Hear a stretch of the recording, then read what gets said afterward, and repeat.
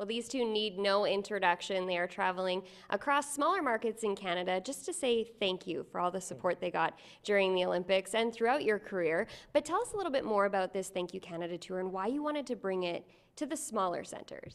Well, I mean, you already touched on that support, and that was truly the impetus for this tour. It's been 21 years now that we've skated together, and you know, by now you'd think Canadians would be sick of us, but they continue to rally and be there for encouragement and motivation.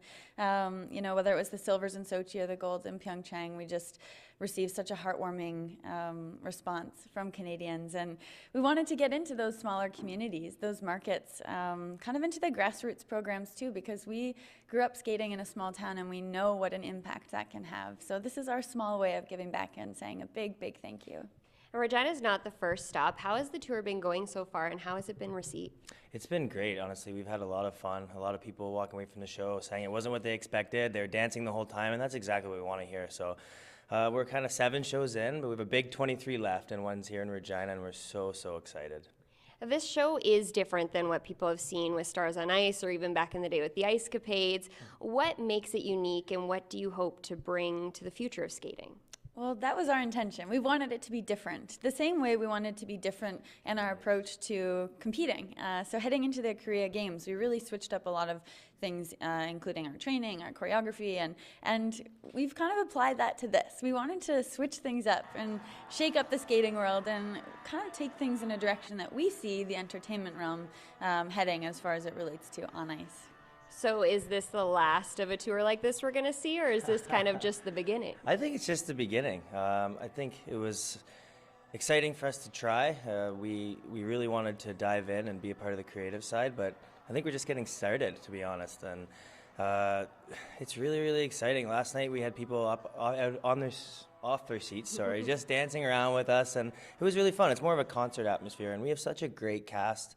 We've all grown up together, and we have a lot of fun on the ice, so to involve the crowd as well helps a lot. And you were a team in Pyeongchang, so can you tell us a little bit about what it's like to be back together? It's so special. I mean, I'll never forget that feeling of standing on the podium and seeing each one of our teammates receive their gold medal, and we felt we owed that to the country. We're such a skating nation. But now, to celebrate that in a sphere where the pressure is kind of off, it really is just about entertaining, we get to kind of celebrate that camaraderie in a very special way, and we don't take that for granted. We have moments in the show where we really highlight and reflect back on growing up together, and I think that sentimental aspect really makes all the difference.